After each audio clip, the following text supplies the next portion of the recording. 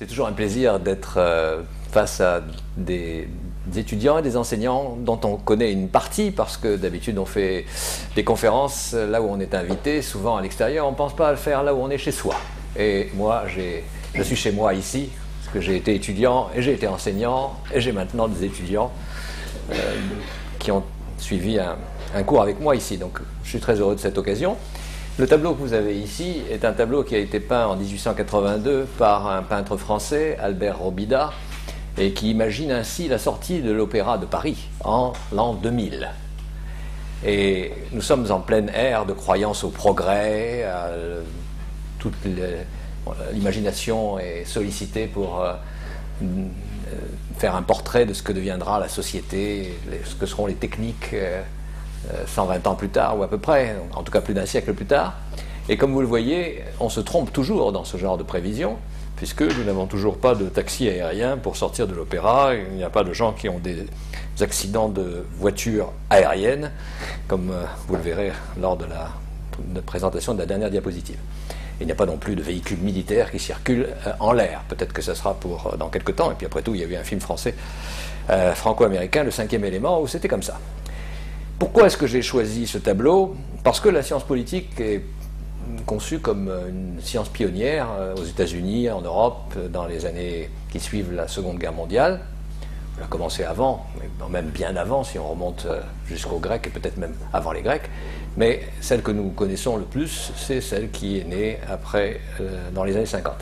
Et cette science politique-là, elle est pleine d'espoir. On imagine qu'on va pouvoir construire un savoir très compliqué, certes, comme le pensaient tous ceux qui auparavant s'imaginaient qu'on devait s'arrêter à la sociologie ou à la psychologie, parce qu'au-delà, et la science de la politique, c'était trop compliqué, mais un savoir qui serait assez vite établi et qu'on pourrait améliorer rapidement. Or, il y a des secteurs dans lesquels la science politique a fait des progrès, mais je crois que si on essaye d'imaginer ce que nous serons dans 100 ans, on va réaliser des tableaux du genre de celui-ci, et pas beaucoup mieux. Donc on est un peu à côté de ce qu'il faudrait faire.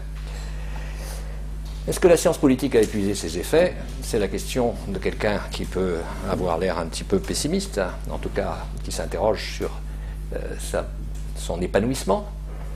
Ça dépend de la définition qu'on donne à la science politique. Si vous donnez à la science politique une définition large, comme je le fais, c'est-à-dire incluant à peu près tous les objets qu'elle peut se donner, comme les relations internationales, la philosophie politique, les politiques publiques, et l'étude des décisions en organisation, et ainsi de suite, évidemment, vous avez une possibilité de dire « elle progresse ». Si en revanche vous avez une vision tête d'épingle de la science politique, alors vous êtes plutôt dans la situation où elle creuse un peu en spirale toujours le même sillon et elle n'en sort pas. Si vous avez une vision behavioriste de la science politique, c'est-à-dire une vision positive, avec une utilisation large de techniques quantitatives, de mise à distance des objets, etc., vous pouvez penser que la science progresse parce qu'il y a de plus en plus de techniques très élaborées qui sont utilisées, elles sont très variées, on peut les adapter à peu près à chaque sujet qu'on se donne. En revanche, si vous pensez que tout doit être déconstruit parce que c'est socialement construit, comme c'est très à la mode, pas seulement dans les relations internationales avec Alexander Wendt, mais aussi, bien sûr, dans tout ce qui est national, des gens comme Pierre Bourdieu ou d'autres, alors évidemment, on est un peu aussi en train de piétiner, parce qu'à force de déconstruire à peu près tout ce qu'on peut déconstruire, sans rien reconstruire à la place, nous nous sommes un petit peu démunis. Si elle a des objectifs moraux, la science politique ne peut pas les atteindre. C'est à ce moment-là partir avec un objectif moral, avec la volonté de changer le monde et de le changer rapidement, c'est quelque chose qui ne peut pas aboutir de son vivant, on va dire. En tout cas, ce n'est pas une motivation suffisante pour faire quelque chose qui devrait être, de mon point de vue, d'abord une science fondamentale. Et la science fondamentale, quand on regarde où on en est pas loin. Je veux dire, on est très loin d'avoir construit une vraie science fondamentale. Nous bricolons. Alors, je sais que les gens des sciences dites exactes ou dures ou expérimentales bricolent aussi. J'en vois assez souvent. dans des réunions interdisciplinaires où on a l'occasion de mesurer à quel point ils font de l'essai et de l'erreur et qu'ils recommencent. Mais enfin, eux, ils ont beaucoup d'argent pour faire ça et beaucoup de gens, tandis que nous sommes assez peu nombreux et en général, nous n'avons pas les financements dont nous aurions besoin. Et il y a un autre aspect aussi, c'est que on peut vouloir améliorer la vie des gens dans des pays qui ont été colonisés autrefois, qui se sont développés depuis, et donc sortir d'une perspective postcoloniale, réconcilier ce qu'on appelle le reste du monde et l'Ouest, qui est une tentation très à la mode, que je partage moi-même, sur laquelle j'écris. Mais si on juge à cette aune-là la capacité que nous avons à faire progresser la discipline, là aussi, ça risque d'être un peu décevant. Donc, bon, ceci étant dit, je ne suis pas pessimiste de nature. Par conséquent, je vais essayer de résoudre 3 problèmes dans l'ordre. Le premier de ces problèmes, c'est que les objets se multiplient sans cesse, et la discipline, elle, se rétrécit. C'est-à-dire qu'elle a tendance à n'étudier non seulement étudier toujours les mêmes objets ou des objets relatifs à des objets avec lesquels elle a commencé, comme la représentation, les élections, la décision, etc. Mais en plus, elle le fait en revenant sans arrêt sur les mêmes obsessions. Par exemple, sur la question du vote, il y a dans le monde occidental un nombre considérable de travaux, et on a l'impression qu'on a tout dit, et puis en fait on recommence sans arrêt. Et quelquefois on apporte des choses nouvelles, mais c'est vrai que la valeur ajoutée, c'est la loi des rendements décroissants. Ça devient de plus en plus difficile. Si en revanche on se tournait vers quelque chose de différent, comme le vote électronique, peut-être que là on pourrait apporter quelque chose de nouveau. Deuxième problème, enfin plus exactement, ce problème étant identifié, donc on a une possibilité qui est de globaliser le savoir. Moi, je suis un missionnaire de la globalisation du savoir. Je pense qu'il n'y a pas de savoir qui ne soit pas globalisé. Donc c'est pour ça que je suis aussi pour qu'il y ait une science politique globale. Forcément. Une science globale, c'est une science qui est d'abord construite pour rendre compte de toutes sortes de phénomènes, qui est une science intégrée, nous le verrons, et elle peut se rendre indispensable ensuite, politiquement, mais seulement ensuite, une fois que ces bases seront suffisamment solides pour qu'on puisse aboutir à ces fins. Et troisième question, dans quel but faire de la science politique fondamentale, si elle n'est pas justement destinée à être immédiatement appliquée? Alors elle est destinée à quoi? Le savoir fondamental doit être appliqué aux problèmes d'aujourd'hui, mais à condition de ne pas se tromper sur la définition du monde réel que l'on a en tête. Ici, vous avez une caricature qui vous dit qu'il y a plusieurs réalités, et la réalité du politiste n'est certainement pas la même que la réalité du journaliste ou la réalité d'une personne ordinaire, entre guillemets, qui va avoir à se prononcer lors d'un vote prochain sur des questions très compliquées.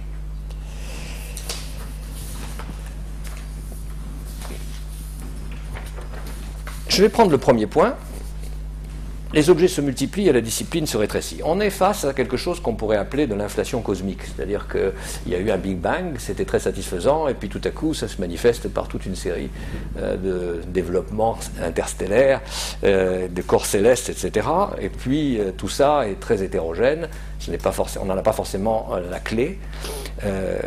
Et par ailleurs, comme je l'ai déjà laissé entendre, on a plutôt tendance à se replier sur ce qu'on connaît, ce qui est près de soi, donc on fait une focalisation sur ce qui est micro et non pas sur ce qui est macro. C'est difficile d'être macro, très difficile, parce qu'il faut des moyens, il faut du temps, il faut des équipes, c'est un travail collectif, personne ne peut le faire tout seul. On n'est plus au temps où un philosophe, tout seul dans son coin, réglait le sort du monde avec sa plume. Donc l'inflation cosmique, c'est...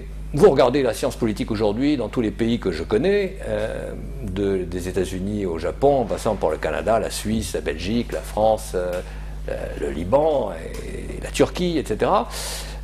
Et ce que vous voyez, c'est qu'il y a beaucoup de projets qui sortent. Je suis dans des endroits où on évalue beaucoup de projets chaque année qui demandent beaucoup d'argent pendant plusieurs années, au niveau européen, entre autres, et je vois arriver des projets qui sont absolument extraordinaires d'inventivité, de créativité. Mais souvent, c'est sur le papier. On n'est pas encore arrivé au résultat.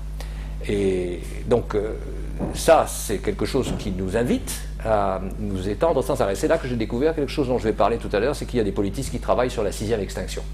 Je ne savais pas que c'était le cas, et je pense qu'effectivement, on ne peut pas complètement s'en désintéresser. Alors, si on est au contraire dans la la situation dans laquelle on a des contraintes professionnelles, des contraintes matérielles, et on a de la publication à faire pour pouvoir être promu, recruté, etc., avoir des crédits de recherche, alors on est dans la quête d'objets qu'on croit pouvoir contrôler. Et par mimétisme, on fait ce que les prédécesseurs ont fait, c'est-à-dire on prend des objets assez proches d'eux et on prend encore une petite partie de ces objets et on les approfondit, donc les objets sont de plus en plus minuscules. Les spécialistes des élections étaient frappés de voir qu'autrefois on travaillait sur les données agrégées des résultats électoraux, et maintenant on en est à savoir ce qui se passe dans une urne, ou dans un isoloir, ou bientôt dans une cellule de machine à voter. L'extension du domaine des objets est donc à l'œuvre, mais nous ne savons pas si nous saisissons de ce domaine. Le périmètre est évidemment extrêmement élargi. Je vais vous donner des exemples. Les animaux. Il y a énormément de travaux qui sortent à l'heure actuelle sur les animaux. Alors, par exemple, un travail qui est mené sur des poissons rouges, qui ont cette particularité d'être faciles à observer, à élever dans un milieu de laboratoire. Et on prend un aquarium dans lequel on les élève pendant un moment, et ensuite on sélectionne parmi ces poissons au hasard des poissons qu'on pêche et qu'on va mettre dans un autre aquarium où il n'y a rien, sauf une toute petite coquille en bas. Et après, on prend une tête de héron en bois, avec un bec de héron en bois, et on met le bec de héron en bois dans l'eau, sans aller plus loin, et on observe le comportement de chaque poisson. Ça prend du temps, hein. Petit poisson comme ça. Et alors, qu'est-ce qui se passe? Eh bien, il y a 3 personnalités de poissons. Il y a des poissons qui ne bougent plus, en pensant comme les autruches qu'en faisant le moins d'ondes possible, etc., rien ne se passera. Il y a des poissons qui trouvent assez vite la planque, qui vont se mettre dans la planque. Et puis il y en a qui zigzaguent de tous les côtés en se disant que puisqu'ils bougent comme ça va être très difficile pour le héron de les attraper. Question intéressante, quand vous reproduisez l'expérience avec les mêmes poissons, et avec cette fois-ci des puisettes, ils font exactement la même chose. Et vous reproduisez l'expérience 30 fois, les mêmes poissons font exactement la même chose chaque fois. Donc, des gens qui ont travaillé là-dessus, de façon un peu empirique, hein, ils n'étaient pas partis avec un grand modèle théorique, ils se demandaient si les poissons avaient un minimum de personnalité. Et ils se sont dit, il y a au moins 3 tempéraments très différents, il y a les fuyards, il y a les braves, les bravaches, et puis il y a les autres qui essayent de s'en sortir en faisant des prières. Bon. Les robots, je ne vais pas épiloguer là-dessus, nous savons tous que ça devient très important, en particulier sous la forme de l'intelligence artificielle, parce que ça nous oblige bien sûr à entrer dans un débat éthique. Asimov, l'auteur de science-fiction, s'est illustré en créant le terme robot, en l'appliquant à ce que nous appelons des robots, et en disant aussi que c'était des objets qui étaient programmés pour répondre à un code éthique, que sinon ça ne pourrait pas fonctionner. Mais ce n'est pas la seule raison. Il va y avoir beaucoup d'autres raisons pour lesquelles il va falloir se préoccuper de la morale et de la façon dont les problèmes moraux seront transformés par l'usage de robots. Il faudra dire aussi comment des questions qui jusqu'ici n'étaient absolument pas des questions politiques se sont politisées, ou vont se politiser. Et mon point, c'est que si nous restons, nous, politistes, totalement en arrière de ce qui est en train de se passer, nous allons prendre du retard, nous en prenons déjà, nous en prendrons encore davantage. Le numérique est triomphant, mais peut-être que vous croyez savoir à quel point le numérique est triomphant, mais peut-être que vous ne savez pas jusqu'à quel point la décentralisation du système de contrôle de l'Internet, par exemple, est arrivée aujourd'hui, et que c'est quelque chose qui échappe pratiquement à tout le monde, y compris au gouvernement américain qui l'a mis en place à l'origine. Il y a aussi des objets revitalisés qui font l'objet d'un tas d'inventions sur lesquelles je vais revenir. Mais pour l'instant, je reviens un tout petit peu en arrière sur la question des animaux. On vient de parler de personnalité, on s'aperçoit que tout ce qui faisait la spécificité humaine est en train, un par un, d'être éliminé de ce que les éthologues font lorsqu'ils travaillent sur des animaux. Les animaux rient, les animaux ont un langage, les animaux ont des émotions, tout ça est démontré par des centaines d'articles, c'est absolument phénoménal. Donc ça disparaît, ils ont des outils, ils savent s'en servir, ils ont des stratégies. Il vient de sortir dans le journal Le Monde un supplément du week-end ou d'un jour de la semaine dernière, une analyse des stratégies des fourmis pour coloniser, pour s'emparer de termites dont elles sont friandes dans un nid de termites et comment ça se prépare, comment ça s'organise, comment les blessés sont évacués, comment les blessés sont triés en fonction de la capacité qu'on a de les restaurer, de les remettre sur pattes. Et il y a ce détail absolument incroyable de la fourmi qui a perdu 3 pattes, donc elle ne peut pas être réparée, et par conséquent elle est incapable de se relever, donc elle ne peut pas émettre un signal d'alarme qui fait que les autres fourmis, les grosses, plus grosses qu'elle, arrivent, la prennent et la ramènent pour la réparer. Donc évidemment ça change complètement l'impression qu'on peut se faire de la coupure entre la nature, où opèrent les animaux, et la culture dans laquelle nous sommes, et que nous avons fabriquée. Mais c'est vrai aussi pour les mammifères, bien sûr. Il y a énormément de mammifères qui font des choses tout à fait surprenantes. La question des animaux ne s'arrête pas là. Il y a la question des droits des animaux. Ça, vous le savez aussi, c'est quelque chose qui devient de plus en plus important. Pourquoi est-ce qu'on mange de la viande? Dans la mesure où on sait que tous les mâles presque sont abattus de façon assez sauvage, assez jeune, parce que ça ne sert à rien. Et oui, on ne pense jamais à cette histoire. Moi, ça me frappe, ça, quand même. Tous les mâles sont triés, et puis on en garde un pour reproduire. Les autres, on les bouffe tout de suite, ou on les écrabouille, comme les poussins. On les écrabouille dans des machines, dont certains ressortent estropiés. Bien sûr, il y a la question des zoos, des delphiniums, des corridas, il y a le problème des essais thérapeutiques, et ainsi de suite, les abattoirs. Bon, on n'a pas... La liste s'étend, c'est-à-dire que de plus en plus de publications portent sur des aspects de plus en plus spécialisés du problème de comment nous traitons les animaux. Comment ces problèmes se traduisent dans des débats politiques ou dans des mouvements politiques? Il y a des gens qui, au lieu de se diriger vers un parti pour changer les résultats électoraux, pour changer la Constitution, pour introduire plus de démocratie ou autre chose, maintenant militent très fermement dans ce cadre-là, et souvent ils ont les mêmes pratiques et les mêmes forces de conviction que les militants communistes d'autrefois, par exemple, ou trotskistes, ou extrémistes de droite, etc. C'est-à-dire que les véganes, ça devient très guerrier. Les animalistes, il y en a qui font de la prison régulièrement, parce qu'ils ont fait des choses qui sont non seulement réprimées par la loi, mais quelquefois extrêmement violentes, y compris en Suède ou au Danemark. Les conservationnistes, sont ceux qui libèrent sans arrêt les animaux des labos et d'autres, mais aussi ceux qui se campent dans les arbres pour éviter qu'on les abatte et qu'on construise à la place un stade de foot comme à Grenoble, ce qui a coûté l'élection et la réélection du maire de l'époque. Dans ce cas, donc, je vous invite à franchir de nouvelles frontières, celles pardon, je suis encore en avance. Voilà, je suis toujours sur la voie. Je vous invite à franchir de nouvelles frontières, donc les animaux d'un côté, mais aussi les robots. Les robots, on a tous une vision de ce que sont les robots et de la place qu'ils vont prendre dans notre vie. Moi, je vis assez souvent au Japon, et au Japon, je peux vous dire que les robots, ils sont vraiment déjà partout. Et évidemment, puisque les Japonais ont énormément besoin de robots, puisqu'ils ont une population vieillissante, et ils n'ont pas de population immigrée.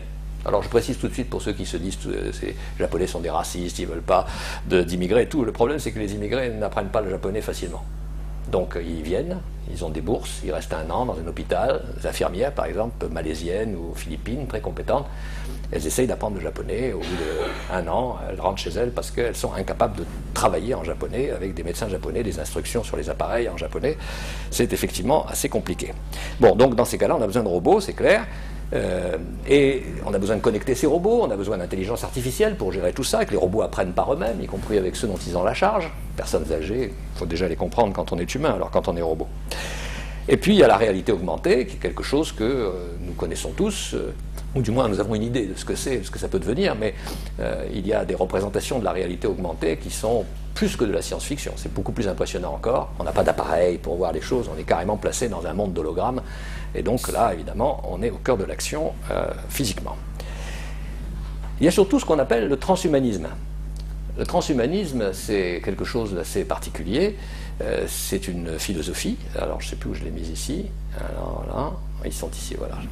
Le transhumanisme, c'est l'idée selon laquelle nous pouvons améliorer indéfiniment notre condition naturelle, qui n'est plus naturelle du tout, puisqu'il n'y a plus de limite. Donc nous pouvons par exemple imaginer un moment dans lequel nos pensées seront déconnectées de notre corps et même du monde réel dans lequel nous sommes plongés actuellement. Et donc quand nous mourrons, notre système cérébral sera transféré dans un espèce de super-ordinateur et nous revivrons dans ce super-ordinateur. Donc après on peut imaginer qu'on nous refait un corps dans lequel nous nous baladerons à nouveau, c'est tout à fait imaginable. Il y a même un film qui a été fait il n'y a pas longtemps là-dessus, qui est assez étonnant. Donc ça, c'est une partie de ce qu'est le transhumanisme, mais il y a beaucoup d'autres choses qui sont assez stupéfiantes dans le transhumanisme, et surtout une invitation à réfléchir à toutes les possibilités qui sont ouvertes désormais par la technique, possibilités auxquelles en général on ne prête pas assez attention. Et ce n'est pas simplement le fait de réparer les corps avec des prothèses qui sont des exosquelettes parfois et qui rendent des gens bien plus capables de faire diverses opérations que ce n'était le cas quand ils étaient valides ou plus jeunes. Mais c'est aussi un système dans lequel on crée une super-intelligence. Alors, super-intelligence, il y a un gros débat, mais le débat, pourquoi les politistes en sont-ils absents? Ça, c'est ce que j'essaie de faire apparaître. Dans ce débat, je ne vois pas de politistes, je vois des philosophes, je vois des mathématiciens, bien sûr des ingénieurs, des spécialistes de communication. Mais le débat sur la super-intelligence est un débat dont nous sommes restés très extérieurs. Pourtant, c'est un débat extrêmement important. C'est-à-dire, est-ce que les robots seront toujours dépendants de ceux qui les programment? Est-ce que leur type d'intelligence atteindra ses limites? On parle de wall, ceiling, à un moment donné, ils ne peuvent pas aller plus loin, tandis que les hommes, eux, ils continuent à apprendre du fait qu'ils fabriquent ce type de robots et qu'ils font en plein d'autres choses, et qu'ils s'enrichissent par la googlisation du monde. Ils vont finir par, de toute façon, être supérieurs aux robots, ou pas, ou c'est des robots qui vont peut-être nous considérer comme des mineurs dont il faut prendre soin, et peut-être éventuellement dont il faut se méfier. Ce n'est pas absolument certain. Saisissons-nous du numérique pour commencer. Big Data. Bon, je ne connais pas beaucoup de gens qui travaillent sur les Big Data. Je connais un politiste qui s'appelle Gary King, aux États-Unis, à Harvard, et qui lui a mis en place, il y a déjà longtemps, je crois qu'au début des années 2000, il a mis en place un logiciel espion, en quelque sorte, qui passe son temps à filtrer toutes les données qui circulent sur le net avec des mots-clés. Donc il veut savoir républicain, démocrate, indépendant, politique, élection, Sénat, machin, enfin voilà, des trucs de ce genre. Et même si des gens sont sur Facebook et disent « Ah ben tiens, j'ai été voir un film dans lequel il était question de politique, bon c'est pas intéressant, ce qui est intéressant c'est l'intrigue que je vais te raconter, pof toc !» Il capte ça et ensuite il trie. Bon, il trie. On a une saturation absolue de l'information. Qu'est-ce que vous voulez qu'on fasse avec ça? Un des problèmes déjà, on le sait, de la plupart des gens qui ont à traiter des informations sur des attentats terroristes en préparation, c'est qu'ils ont déjà trop d'informations qui leur sont envoyées uniquement par des gens sur le terrain, moyennant des systèmes cryptés, etc. Alors imaginez lorsque vous aurez accès... mais ce que je dis est très vrai parce que les gens de l'intelligence partout sont en train de se dire qu'il ne faut pas avoir de gens sur le terrain qui risquent leur peau et qui peuvent mettre le pays en difficulté si on les arrête. Et puis peut-être ils sont torturés, allez savoir. En revanche, si on balaye toutes les données qui sortent de ce pays, qui circulent dans ce pays, on va trouver sans envoyer personne sur place. Et tous les spécialistes de l'intelligence qui écrivent sur l'intelligence dans des revues de sciences politiques, ça il y en a, ils disent tous, évidemment c'est une chimère, ça ne marchera jamais, il faut qu'il y ait des agents sur le terrain. Mais il y a des gens qui croient le contraire, et il y a par conséquent des politistes qui se disent c'est une affaire encore une fois, une affaire un peu automatique, ça nous échappe. Le traitement automatique des données, bon, c'est pareil, c'est quelque chose qu'il faut programmer, sur lequel il faut travailler, il faut réfléchir, on ne peut pas laisser ça aux ingénieurs, on ne peut pas laisser ça aux informaticiens, c'est pas possible. Mais Big Data dit Big Problems. Transparence des données. La transparence des données, c'est un problème, bien sûr, que vous connaissez, ça je ne vais pas m'attarder. Le fait que les algorithmes puissent être bidouillés ou qu'en tout cas vous ne savez pas comment ils sont fabriqués. Vous savez que Google refuse toujours de donner l'algorithme de Facebook, mais il y a d'autres cas de ce genre. Et évidemment, la solution qui commence à émerger, c'est une solution libertarienne. C'est une solution dans laquelle les individus se passent de toute interconnexion, de toute intermédiation. La blockchain, c'est ça, c'est-à-dire que c'est compliqué, mais c'est un système dans lequel on a des mécanismes de recension, de collation, de numérisation, de contrôle, de cryptage, etc., d'informations, chacun pouvant accéder au résultat final qui est public, mais personne ne pouvant le modifier. Et comme on procède par bloc, eh bien, on a une chaîne qui est insécable. On ne peut pas la rompre, alors qu'évidemment, Internet, on peut bidouiller, on peut envoyer des faux messages, faire des désinformations, on peut faire ce qu'on veut. Et ça veut dire que là où on avait besoin d'une gestion centralisée de l'Internet dans le monde, et maintenant c'est devenu de plus en plus décentralisé déjà, alors là, si on va vers la blockchain, on n'aura plus aucune organisation internationale, plus aucun État qui va pouvoir contrôler quoi que ce soit. Et ça veut dire assez catastrophique pour tout dire. Voilà pour des objets nouveaux, mais on a aussi des objets classiques qui ont besoin de revitalisation. Alors, parmi ces objets classiques, il y a quelque chose qui s'appelle la démocratie, comme toujours. C'est avec ça que nous avons commencé dans la discipline, il y a très longtemps. Il est une fois. Sauf que, cette fois-ci, on ne parle plus de démocratie, on parle de fatigue démocratique. C'est-à-dire qu'il y a une prise de conscience que partout elle existe, la démocratie parfois continue à fonctionner, mais souvent fonctionne mal. Et surtout, elle n'a plus la légitimité qu'elle avait avant auprès de gens qui voulaient se battre pour l'avoir. Les Hongrois, après la chute du mur de Berlin, ils ont fait des fêtes incroyables lors des premières élections, et puis ensuite ils les ont boudées, et puis maintenant, vous connaissez la suite, on en est à des espèces de plébiscites demandant à une personnalité autoritaire de fermer la Hongrie au monde extérieur. J'exagère.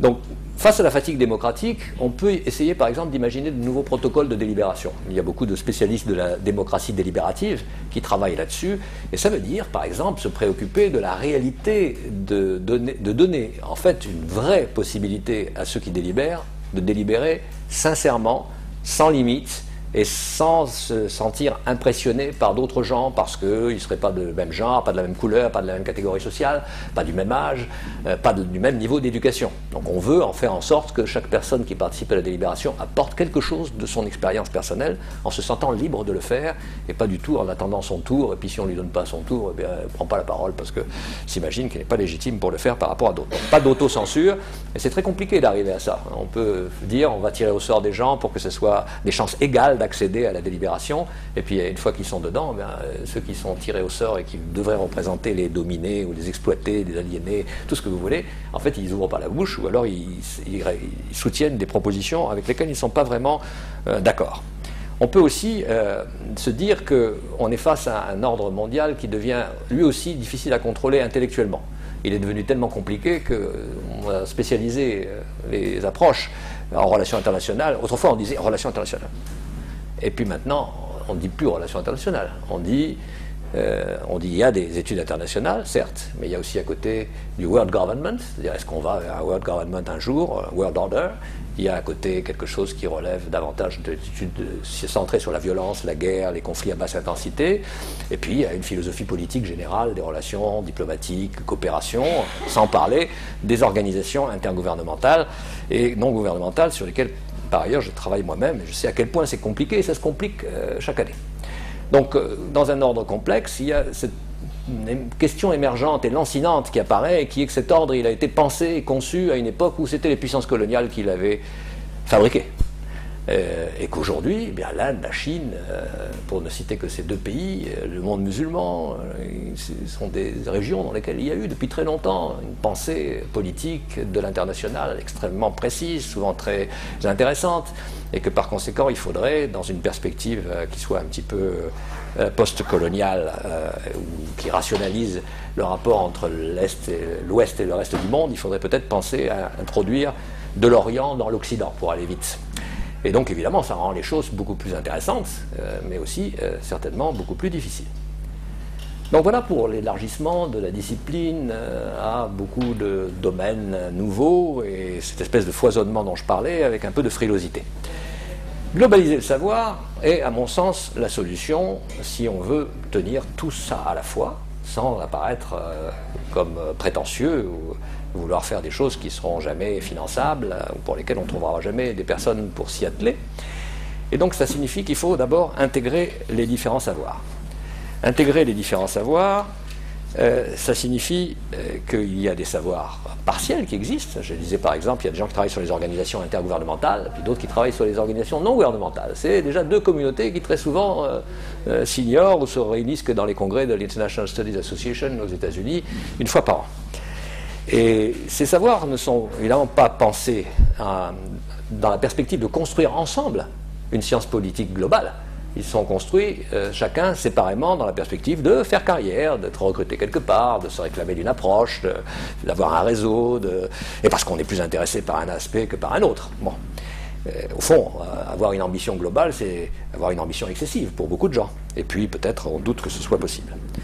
Alors, un exemple de savoir partiel qui est pour moi un vrai problème, c'est la sociologie politique. Parce que la sociologie politique francophone, je ne sais pas pour le Liban, mais la sociologie, je ne vais pas me prononcer sur le Liban, mais la sociologie politique francophone, c'est clair que c'est une sociologie politique qui tient lieu de sciences politiques. C'est-à-dire qu'il n'y a plus rien d'autre que la sociologie politique. Autrement dit, on a l'impression que parce qu'on n'est pas juriste, qu'on n'étudie pas les institutions, ou qu'on n'est pas économiste, qu'on ne se ramène pas tout au marché, au rational choice, etc., alors entre les deux, il n'y a que de la sociologie. Sauf que cette sociologie-là n'est pas forcément une sociologie très professionnelle. C'est-à-dire une sociologie qui a été construite dans un milieu de sociologues, avec des références de sociologues, avec toute l'histoire de la sociologie. C'est quelquefois une sociologie qui est purement déférentielle. Hein, on prend un peu chez Durkheim, un peu chez Weber, un peu chez machin, etc. Et puis on s'arrête. Donc c'est une sociologie politique qui simplement, c'est de la science politique limitée à l'étude des mouvements sociaux, de la mobilisation, de la raison pour laquelle des gens passent à l'acte, violent ou électoral, et ainsi de suite. Et évidemment, là-dedans, il n'y a pas énormément de place pour des objets extra-atmosphériques, par exemple, c'est sûr. Bon. Il n'y a pas non plus de place pour les neurosciences. Dans la plupart des pays du monde, sauf les États-Unis, on n'aime pas beaucoup les neurosciences dans les sciences sociales. Alors on ne les aime pas pour plusieurs raisons. Une des raisons, c'est qu'on a l'impression qu'on naturalise tous les objets de la discipline, puisque le cerveau étudié par des biologistes et par des spécialistes des impulsions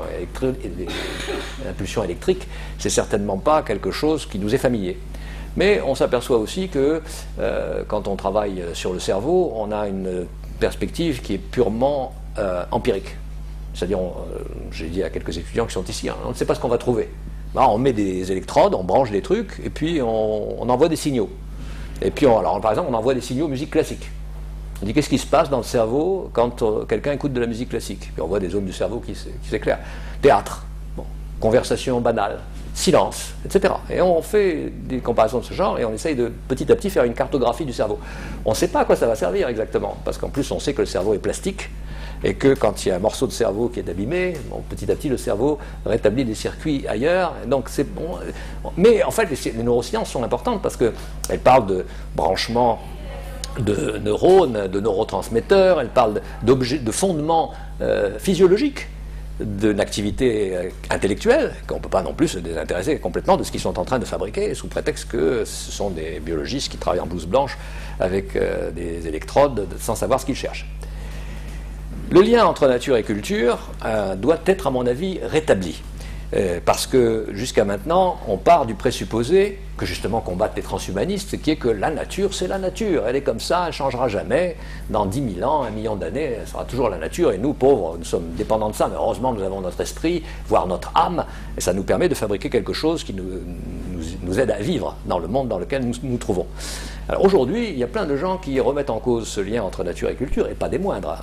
Il y a des philosophes de haute volée, mais il y a aussi des anthropologues très connus qui autrefois étaient dans la culture à la française, la culture de Lévi-Strauss, etc., dont on a un disciple de Lévi-Strauss, Philippe Descola, qui travaille désormais sur les animaux, parce qu'il pense que c'est là que se trouve la source de sa créativité actuelle et à venir.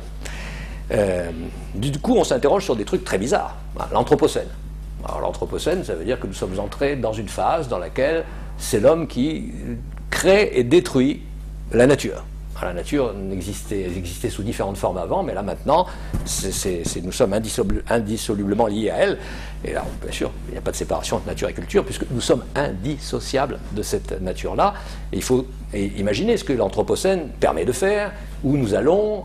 Bon, ça pose des questions totalement nouvelles sur notre place et notre droit à faire ce que nous faisons à la planète.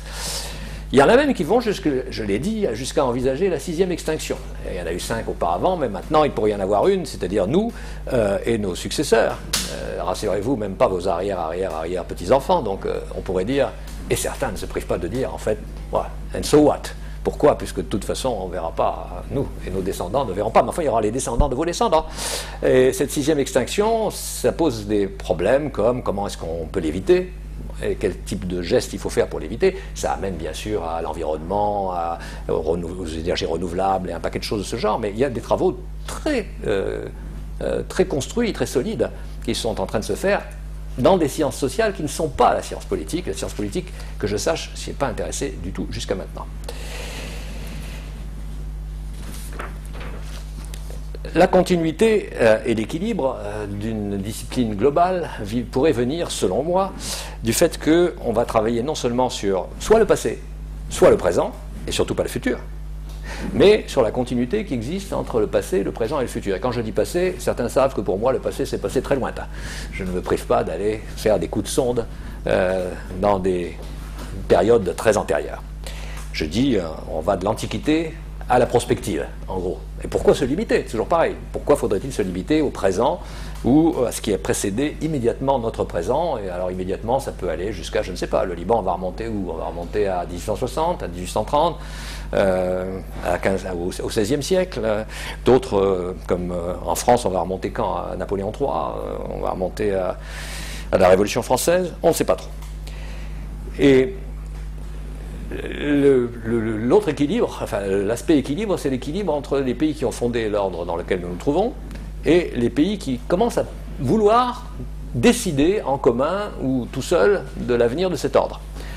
Les nouveaux États, les États dits, ceux qui montent, les États dits émergents, mais ce sont les économies qui sont émergentes, les États, ils sont montants ou ils ne sont pas montants.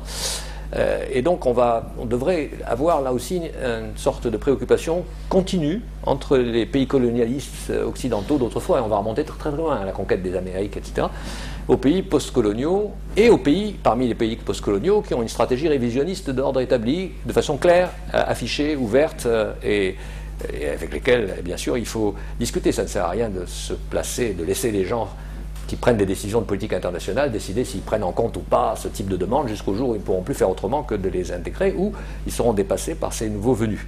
Mais moi, une science politique globale, pour moi, c'est ça. Ça va de l'Antiquité à la prospective, et ça prend en compte aussi bien la période de la colonisation et de la fabrication des États-nations ou faux États-nations que nous connaissons, que quelque chose qui relève de qu'est-ce qui se passera lorsque la Chine, l'Inde, le Brésil, l'Afrique du Sud auront réussi à modifier d'une façon ou d'une autre l'ordre existant, jusqu'à quel point, dans quel domaine, et est-ce que ce sera vraiment un nouvel ordre ou la prolongation de l'ordre actuel avec une meilleure représentation de ces pays. Pour l'instant, ce que les travaux laissent apercevoir, c'est surtout ça. Ce qu'ils veulent, c'est des places. Ils ne veulent pas vraiment changer les règles. Vous savez, la règle numéro 1, quand on entre dans un club, on a beaucoup milité pour y entrer, on a fait beaucoup de lobbying, on a fait des cadeaux aux gens, on s'est habillé comme il faut, on a appris à parler comme il faut, et on s'est préparé à entrer. Un jour, on finit par être accepté. Et la première chose qu'on fait, c'est on interdit, on ferme la porte à tous ceux qui vous ressemblent, qui cherchent à entrer à leur tour. On dit, ah non, alors, je n'ai pas fait tout ça pour voir des types comme moi, il y a 20 ans, entrer dans ce club. Pas possible.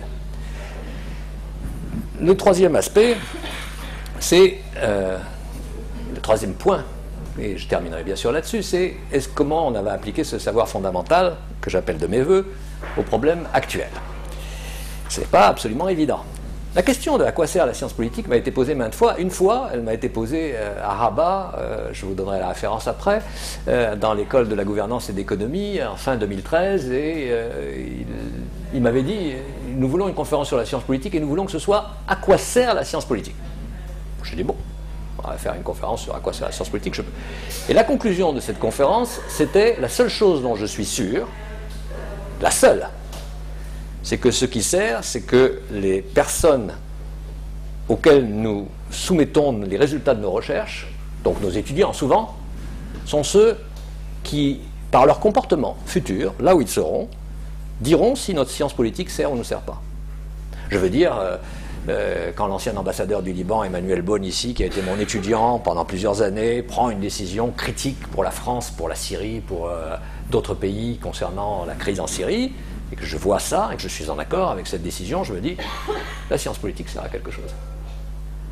Quand en revanche, on me demande à un moment donné de transmettre une information extrêmement importante sur un risque encouru par une opération française à l'étranger, et que cette information que j'essaye de transmettre ne parvient pas à ceux à qui elle est destinée, parce qu'entre-temps elle a été censurée par quelqu'un qui croit savoir et que ça n'arrange pas, et qu'il y a des morts, là, je me dis, la science politique ne sert à rien. Mais bon, dans l'ensemble, c'est parce que des gens auxquels nous avons diffusé notre façon de penser, notre savoir, où nous avons invité à réfléchir avec nous, prennent à leur tour des décisions difficiles que nous pouvons espérer avancer. Et c'est seulement comme ça. Donc, l'école libre des sciences politiques, c'est-à-dire Sciences Po Paris aujourd'hui, a été fondée exactement dans cet état d'esprit. Ici, vous avez Émile Boutmy et puis un certain nombre de gens de sa génération qui étaient partisans de cette révolution intellectuelle consistant à sortir du système facultaire, droit, lettres, sciences, médecine, pour construire une école où on parlerait beaucoup de la façon dont on peut résoudre les problèmes, question sociale, la question d'Orient, la question allemande, la question, etc. Donc c'était ça l'idée. Et moi, je n'ai pas Je n'ai pas le système pileux de Émile Woodmy sur cette image, mais je pense que ce que je fais, c'est à peu près de cet ordre-là, maintenant que j'ai un peu de recul, pour pouvoir en juger. Donc d'abord, la science politique, ça sert à ça. Et ça suffirait largement à la légitimer. Mais ça sert aussi, bien sûr, à améliorer certaines politiques publiques, pas toutes. Il y a des politiques publiques qui sont plus faciles à pénétrer que d'autres. Par exemple, les politistes ont été très influents dans tout ce qui relève de l'environnement, de l'aménagement du territoire, la décentralisation, la planification, des choses comme ça, en France et dans d'autres pays d'Europe où la centralisation de ce type de décision existait, mais pas partout. Il y a aussi beaucoup de gens qui font du urban planning et qui sont des politistes aux États-Unis, bien sûr. Il y a aussi un troisième aspect qui est élargir et approfondir la démocratie et les droits humains. Parce que c'est un motif universel. C'est-à-dire que n'importe qui devrait pouvoir se dire, à terme, si ma science, une fois construite, sert à quelque chose, eh bien, ce sera probablement à élargir et approfondir la démocratie et les droits humains. Comment on va y parvenir? Bon, de deux façons, je vais vous indiquer comment. On réactualise des usages anciens de la discipline et on invente de nouveaux dispositifs. Les usages traditionnels, bon, premier usage traditionnel, c'est changer le monde. Tous les étudiants que j'ai vus arriver à Sciences Po, à Grenoble, à Paris ou ailleurs, et parfois à Beyrouth, oui, à Beyrouth aussi, en master, c'est « je vais changer le monde, je vais changer la vie, je vais changer la société ». Et moi je dis d'abord, essayons d'être sûrs de ce que l'on connaît. Alors, déjà pour commencer, parce qu'on part peut-être pour changer la vie sur des prémices qui sont fausses. Et comment nous savons que ces prémices sont fausses? Bon, il faut travailler pour le savoir. On peut aussi se dire qu'on va dire la vérité aux puissants. Ici, vous avez une petite image où on voit très bien que la personne qui est chargée de dire la vérité aux puissants n'a pas beaucoup de chance de les impressionner. Mais moi, j'ai entendu ça très souvent dans des organisations internationales, y compris à l'Agence internationale de l'énergie atomique. On m'a dit, vous savez, notre rôle à nous, c'est bien sûr inspecter, contrôler, etc. En fait, c'est de dire la vérité aux puissants. Dire, vous voyez, ils sont en train là-bas d'avoir des missiles qui sont capables de lancer des têtes nucléaires multiples, qui sont elles-mêmes chargées de bombes à hydrogène, etc. Et puis après, le power, il fait ce qu'il veut. Et nous ne sommes pas le power, nous sommes juste les experts. Nous pouvons, par parallélisme, dire que nous pouvons faire ça, mais avec quelle efficacité? On voit bien même pour l'Agence internationale de l'énergie atomique et les gens qui fabriquent des bombes que l'efficacité est forcément limitée. Alors, il y a une façon de procéder, je crois, qui à mon avis, est assez efficace, qui n'est pas celle-là, enfin, ceci fait partie des choses qu'on peut essayer de faire, mais on peut dire on va conseiller le prince, parce que c'est depuis toujours ce que tous les gens qui ont fait de la science politique ont voulu faire, ils ont tous fait ça, Aristote, et bien sûr Voltaire, Hobbes, enfin plein de gens ont fait ça dans le passé, et Machiavel. Mais le problème, c'est qu'à l'époque, il n'y avait peut-être pas ce qu'il y a maintenant, il y a ça maintenant. Vous voyez, il y a les visiteurs du soir, il y a les spin doctors et il y a les sondeurs. Or, le poids de ces trois catégories cumulées auprès des gens qui prennent des décisions politiques est absolument sidéral. C'est quelque chose qu'on ne peut même pas imaginer. Les visiteurs du soir, ce sont des gens qui passent à 11h, minuit, voir un chef d'État comme Trump ou un président de la République comme Hollande avant Macron, prendre un exemple que je connais, et qui, une fois en face à face avec lui, dans l'intimité, et dans ce moment de brouillard où la personne est très fatiguée, a entendu 1000 choses contradictoires, elle lui dit, mais voilà, il faut faire ça, il faut aller bombarder la Syrie, ça c'est la bonne solution, qu'est-ce que tu attends? Appuie sur le bouton, c'est facile. Et ça marche, hein, et ça marche. C'est-à-dire qu'on n'a pas idée, tout ce qui a été appris jusque-là avec des rapports bien construits par des gens qui font des choses en fonction de ce que la science politique dit qu'il faudrait faire, etc., tout ça est oublié en une seconde. Alors évidemment, si on est face à ça, on ne peut pas lutter. Les spin doctors, vous savez, c'est ceux qui sont chargés de transformer la réalité en autre chose. Donc ils utilisent des façons, des understatements, des euphémismes dans la communication. Si on dit en gros les impôts vont augmenter, pardon, ça me signifie qu'il faut que je m'arrête, mais j'ai presque terminé. Les impôts vont augmenter, ils vont dire nous avons besoin d'une contribution un petit peu plus forte de certains d'entre nous pour que le système tout entier se porte mieux. Alors ça ne veut pas dire les impôts vont augmenter, mais ça a l'air d'être plus facile à accepter, surtout que chacun se dit c'est pas moi qui vais payer. Et les sondeurs, bien les sondeurs, ce que je peux vous dire, parce que après avoir travaillé beaucoup sur la conception de sondages politiques moi-même, sur la longue durée, ce que j'ai observé, c'est que nous travaillons avec des équipes de 12 à 20 à 24 personnes sur des périodes de plusieurs années. Et là, nous arrivions à peu près à être satisfaits du type d'enquête que nous menions. Et après, il a fallu procéder au traitement des données que nous avions recueillies. Et ça a pris autant de temps, avec autant de gens.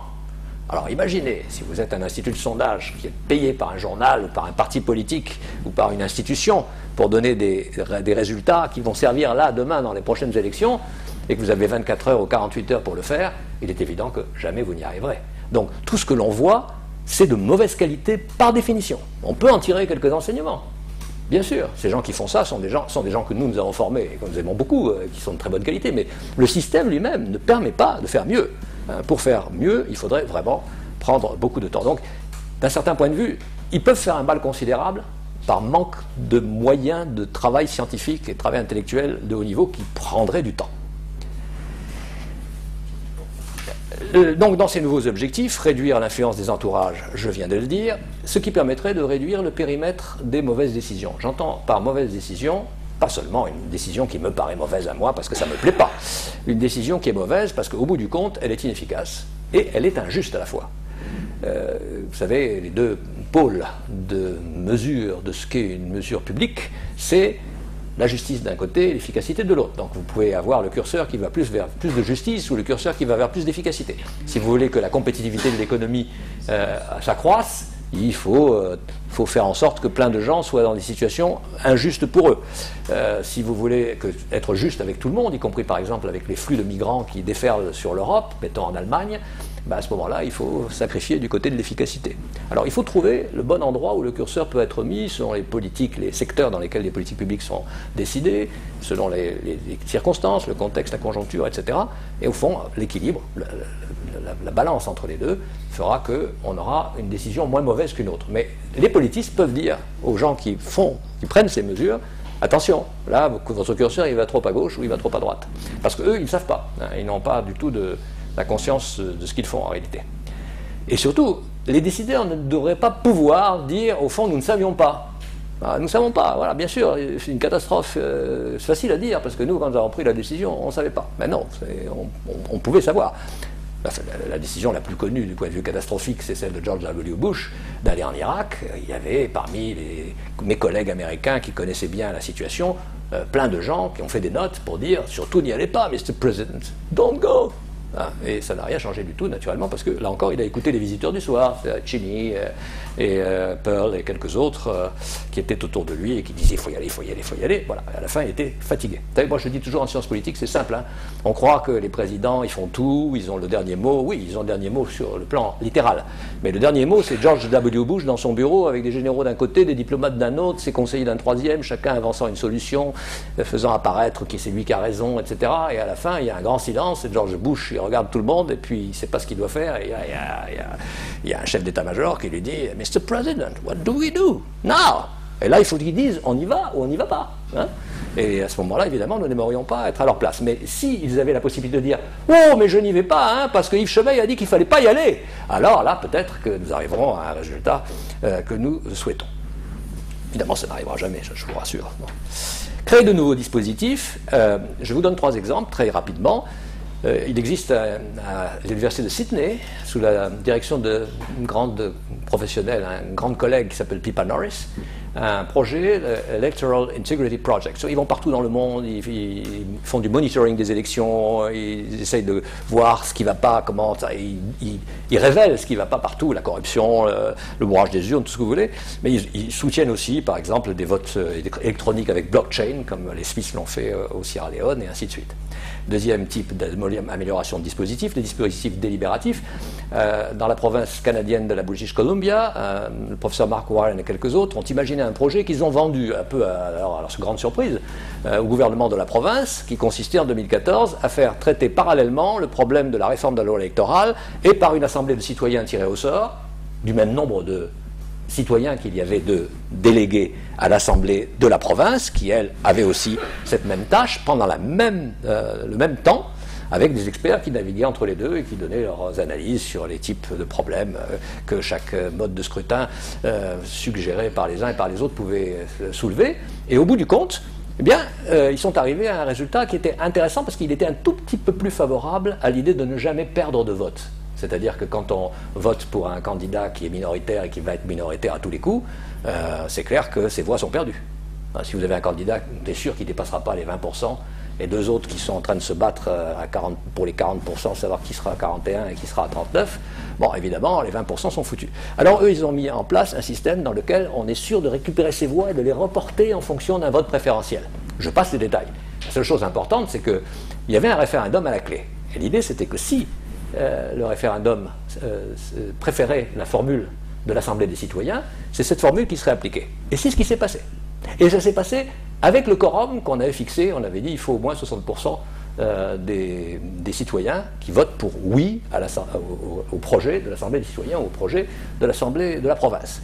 Sauf qu'il y avait une autre condition qui n'a pas été remplie, et bêtement, ils ont fixé cette condition, et ils n'ont même pas imaginé qu'elle puisse ne pas être remplie, et qu'ils se trouvent dans la situation où ils se sont trouvés, c'est-à-dire qu'ils avaient un vote majoritaire, mais pas dans toutes les circonscriptions électorales. Il leur fallait les 2/3 des circonscriptions électorales, et ça, ils ne l'ont pas eu, évidemment.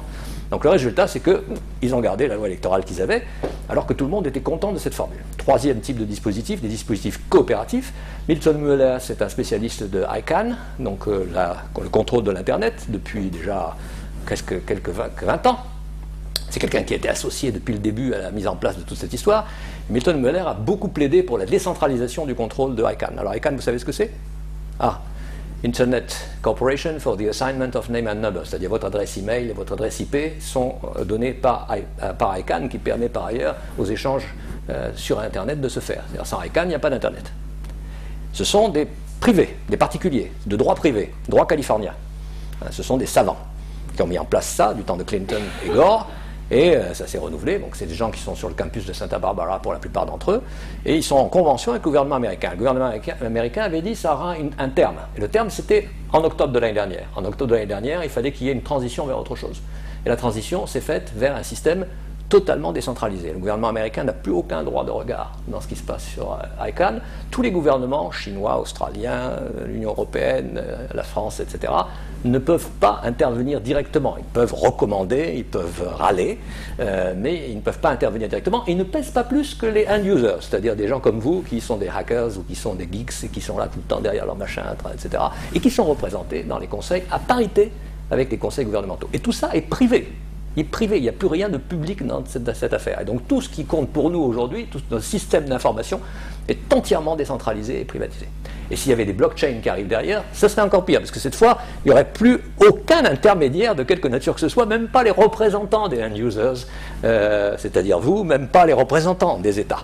Et ça, Milton Mueller était très actif pour faire ça. Vous pouvez aussi contester, hein, mais enfin, au moins, lui, il a été jusqu'au bout. Voilà ce que donne le réseau de l'Internet aujourd'hui. Je ne vais pas vous le laisser regarder 50 ans, mais vous voyez que si vous essayez de vous dire que c'est quand même quelque chose de très simple, l'idée, hein, il y a une fréquence qui permet, donnée par International Telecommunication Union, qui permet de diffuser tous les messages qui circulent sur l'Internet. Et puis ensuite, il y a ICANN qui contrôle le droit à avoir, le droit de propriété en quelque sorte sur son image, sur son nom, sur son droit, sur les points EU, point .com, point, etc. Tout ça, c'est ICANN. Et puis quand vous regardez comment ça fonctionne dans la réalité, vous voyez que c'est infiniment plus compliqué et ça ne cesse de se compliquer. Donc on est là maintenant dans un système de réseau qui devient totalement autonome. Hein. Personne ne sait plus qui contrôle quoi. Nouvelles ambitions, faire de la prospective. Pendant longtemps, j'ai trouvé que la revue Futurible, ça me faisait un peu rire quand j'étais jeune professeur de sciences politiques. Je disais, Futurible, c'est une revue pour les ringards. C'est-à-dire, je pensais aux gens qui croyaient encore à Wells, Huxley et d'autres choses du même genre. Robida, probablement. Et puis, là, maintenant, ils font des choses extrêmement sérieuses sur la construction d'une prospective. Comment est-ce qu'on peut penser que des scénarios sont plausibles. Donc, on prévoit, mais on ne prédit pas, bien sûr. Hein. Ça prévoit, mais ça peut bien sûr ne pas arriver. On n'est pas pris en faute si on ne prévoit pas. Et on appelle ça maintenant super forecast. Alors maintenant, ça ne suffit plus de faire du forecast ou du foresight, il faut faire du super forecast. Et enfin, dans le genre avoir de nouvelles ambitions, même excessives, et même démesurées, on va établir des scénarios qui auront certains degrés de probabilité, ou qu'on pourra considérer avec un certain coefficient de confiance. Par exemple, sortie de crise en Syrie. Hein, allez-y, faites. Amusez-vous, rentrez chez vous, sortie de crise en Syrie, scénario, degré de probabilité, degré de confiance. Et surtout, on va faire du contrôle de qualité des instruments avec lesquels on travaille, c'est-à-dire que bien des méthodes qu'on utilise dans ce foisonnement extraordinaire, ces inventions sont importées d'ici ou de là, et elles ne sont pas adaptées à leurs objets, ou elles ne sont pas utilisées autant qu'on pourrait les utiliser. J'ai déjà parlé de la qualité des sondages, mais ce n'est pas la seule chose, il y a aussi beaucoup d'autres choses. Voilà, alors là c'est un autre tableau de Robida dans lequel on voit que ce fait de se balader dans l'espace, ça n'a pas que des avantages, il peut y avoir aussi des inconvénients. En fait, ça ne va pas résoudre le problème des rapports sociaux entre les gens, la technique ne les résoudra pas elle seule, mais la vision qu'il avait, c'est une vision, maintenant on le voit bien, fantaisiste, futile, partielle, caricaturale, et donc assez impertinente. C'est un caricaturiste, il critiquait les gens de son temps et il prenait ses détours par le futur pour le faire. Et moi je voudrais qu'on se projette vers un monde meilleur, grâce à un savoir qui soit globalisé, qui soit donc utile et qui soit pertinent. Et j'espère que je vous en aurai convaincu dans ce petit bout de temps qui nous a été réservé. Merci.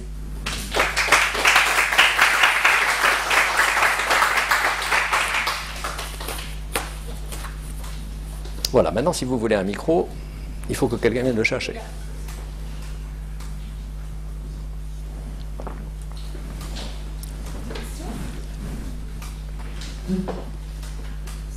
Les étudiants de première année, là, il faut commencer par les premières années. Je pense à ça. Au hasard. Quand j'ai entendu Big Data. Au hasard, blockchain égale Carole. Ça me fait Carole et Big Data. Allez, les étudiants de première année, là. Allez-y. C'est pour vous, parce que c'est vous qui allez changer les choses.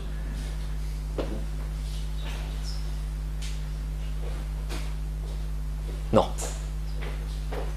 Ça vient pas? Ah, voilà. Bonjour. Juste une question par rapport à la blockchain. En quoi il y aurait de mauvaises conséquences? Parce qu'on voit que la blockchain, c'est quand même transparent. Ça, au niveau des systèmes électoraux, ça pourrait empêcher le trucage de voix, etc. Oui, mais la transparence fait aussi que c'est extrêmement difficile d'empêcher de voir qui a voté quoi. Il y a des mouvements qui sont des mouvements un peu bizarres de population qui se portent vers un candidat à certains endroits, on ne saura pas exactement pourquoi. Et on n'aura pas d'autres traces que celles de l'acte lui-même. Il n'y aura pas de contexte. Le contexte disparaît et les gens qui supervisent tout ça auront disparu aussi. Donc c'est un match de tennis dans lequel il n'y a plus de joueurs, et il n'y a plus de spectateurs, et à la fin, vous allez sur un tableau pour voir les résultats, le nombre de aces gagnants de l'un et de l'autre, etc. Ça, c'est tout enregistré, il n'y a aucun problème. Mais en fait, personne n'est capable de vous raconter l'histoire. Le fameux coup de tête de Zidane un joueur italien en 2006 dans la finale de la Coupe du Monde. Moi j'étais à ce moment-là à Fukuoka et je regardais ça à 3h du matin parce qu'il faisait jour et le jour m'a réveillé et peut-être les Italiens à côté me réveillaient en faisant du bruit aussi et j'ai regardé ça juste au moment du coup de tête et ce que j'ai appris de la part de tous les collègues japonais qui étaient là, c'est que les Japonais qui s'étaient déplacés à la Coupe du Monde, qui avaient acheté un siège pour voir le match, ils avaient un point de vue totalement différent sur ce qui était passé de ce qui était raconté sur les chaînes de télévision ensuite. Donc vous perdez en fait le contexte. Il disparaît. Par ailleurs, ça coûte très cher sur le plan de l'énergie. Ça consomme une énergie phénoménale. Et puis bon, qu'est-ce que c'est qu'un système regardez plus loin. Le jour où tout se fera par blockchain, il n'y aura même plus Internet. Il n'y aura plus que du blockchain. Ça veut dire que si vous voulez protester, vous allez protester où? Actuellement, Internet, il y a des systèmes d'arbitrage. Vous pouvez produire des preuves que quelqu'un est en train d'essayer de prendre votre place, d'usurper votre nom, votre réputation. Comment vous allez faire dans ce cas-là? Ça va être extrêmement difficile, il n'y a plus d'arbitre. Ils se vantent d'ailleurs, ceux qui ont fait les bitcoins, ils se vantent du fait qu'il n'y a plus d'arbitre. Il n'y a plus d'intermédiation, donc il n'y a plus de diplomate. C'est bien un système dans lequel il n'y a plus de diplomates, il n'y a plus d'État. Les États ne contrôlent plus rien, tout se passe par contrat privé. Voilà. Bonjour. Bonjour. Est-ce que ça veut dire que, excusez-moi pour cette question, les personnes qui ne seront pas forcément aptes à la technologie ou qui auront un peu de mal, est-ce que leurs métiers seront obsolètes? Est-ce qu'ils seront éliminés si tous les gens n'ont pas été sensibilisés justement à ce travail d'informatique, étant donné que ça demande beaucoup de temps? Alors c'est aussi un aspect du problème, qui est que vous avez des outils qui deviennent de plus en plus imposés. Moi, l'année dernière, je signais un contrat avec l'école de management de Grenoble. Je recevais un document chez moi, j'apposais ma signature en bas après avoir tout lu, je me cochais une case et je mettais ça à la poste par retour. Maintenant, il a fallu que je me forme à un système de logiciel très compliqué pour arriver à poser une signature cryptée sur des documents. Et si je fais 3 heures, j'ai un contrat. Si je fais 30 heures, j'ai un contrat. Si je fais 300 heures, j'ai un autre contrat. Mais il n'y a jamais moyen d'avoir un contrat global pour tout ça. Et à chaque fois, il faut que je fasse des efforts. Et même d'une fois à l'autre, j'oublie. Donc je regarde de nouveau le tutorials pour arriver à savoir comment il faut faire ça. Et puis une fois que c'est fait, on ne peut plus rien toucher. Donc pour l'instant, maintenant, ils se sont trompés. Et alors, c'est assez amusant parce qu'ils se sont trompés. Ils ne savent pas du tout comment se tirer de cette affaire. Parce que c'est blockchain comme processus. Alors ils sont là. Je ne sais pas si je vais être payé. Donc ça, c'est un exemple trivial. Mais ça veut dire que, en gros, que vous sachiez ou que vous ne sachiez pas, le système, de toute façon, à un moment donné, il échappe à tout le monde. Donc le problème n'est pas ça. Si on regarde ce qui s'est passé jusqu'à maintenant, chaque fois qu'un moyen nouveau d'expression ou de communication a été inventé, les autres ont survécu. On avait dit que le livre allait disparaître avec la liseuse électronique. Ben, le livre, on n'a jamais autant vendu de livres et lu de livres dans le monde qu'aujourd'hui. Oui, pardon. Ce ne sont pas les mêmes gens? Si, ce sont les mêmes gens. Si c'est ça que vous vouliez dire. Ah, il n'a pas fini ce jeune homme. Ah, mais juste pour vous dire que ça veut dire que les livres n'ont pas disparu, même actuellement. Mais les livres n'ont pas disparu, l'opéra n'a pas disparu, le fait d'aller au théâtre n'a pas disparu, et plein d'autres choses n'ont pas disparu. Voilà. Donc ça sera jamais... Et les cours n'ont pas disparu, alors que des MOOC, comme celui qui vient de partir aujourd'hui, j'en ai un qui vient de partir ce matin sur la plateforme FutureLearn qui s'appelle The Future of Globalization. Bon, et alors, je ne pourrais ne pas être là à vous parler parce que ça n'existe plus, c'est plus la peine. Il y a le MOOC, ils sont des milliers dessus, et vous êtes 20 ici, donc voilà. Moi j'ai une question. Tout d'abord, merci pour cette opportunité de prendre une vue d'ensemble et de pouvoir réfléchir sur la science politique. Parce qu'on est tellement plongé dans les détails, les enjeux, et on n'a pas souvent cette opportunité de le faire tous ensemble ici, donc c'est vraiment super.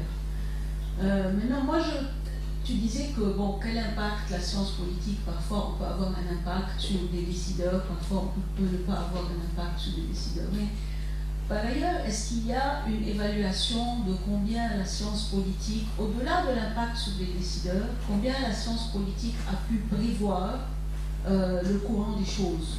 C'est-à-dire combien de crises, combien de révolutions, combien de guerres, combien de conflits, de massacres, etc. on a pu prévoir à l'avance.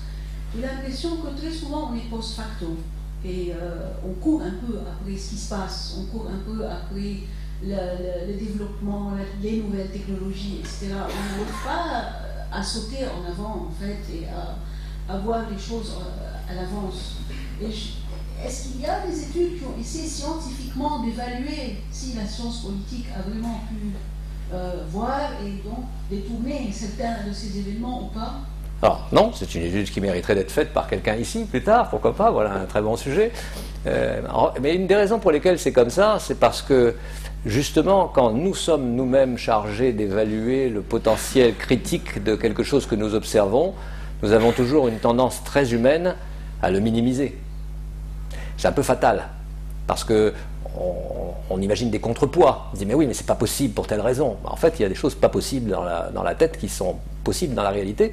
Mais une fois que la crise est déclenchée, je pense qu'elle a tendance à dépasser de beaucoup ce qu'elle devrait être si on tenait compte à ce moment-là des travaux qui ont été faits avant et des travaux qui sont faits après, mais souvent les travaux qui sont faits avant. Parce que quand on va regarder les travaux qui sont faits avant la crise et qui minimisent la probabilité de la crise ou qui pensent qu'elle ne va pas apparaître, il y a déjà dedans tous les facteurs qui permettent de l'expliquer après. Et simplement, les auteurs ne les ont pas vus, ne les ont pas combinés correctement. Et par conséquent, sur l'Égypte, par exemple, ce qui s'est passé sur la place Tahrir ne m'a nullement surpris, moi, mais ça a surpris plein de mes collègues. Et après, en relisant ce qu'ils avaient écrit eux-mêmes, ils se sont dit, c'était pas si surprenant que ça. Mais en gros, nous interprétons au fur et à mesure ce que nous vivons parce que nous sommes aussi victimes de nos envies. On a envie que l'Égypte se démocratise. Quand on a vécu des années en Égypte, on a travaillé là-dessus.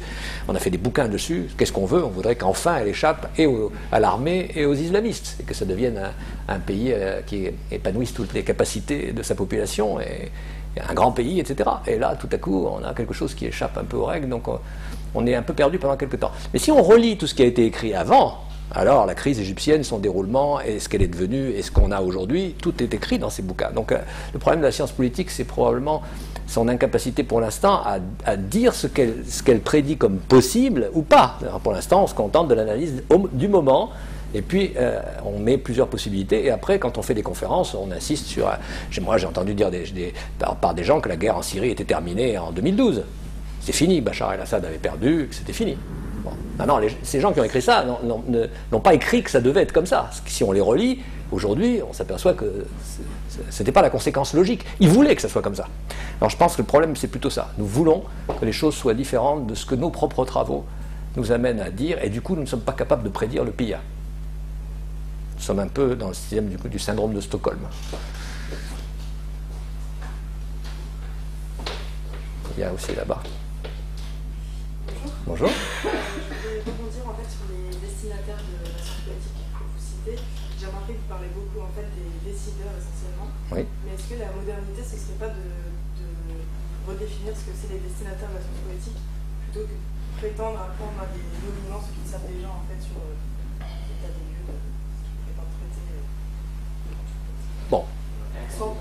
Oui, alors la question c'est, je parle beaucoup des décideurs qu'on peut conseiller ou qu'on peut encadrer, et pourquoi ne pas être franchement moderne et d'adresser à une autre partie de la population qui n'est pas celle qui décide justement.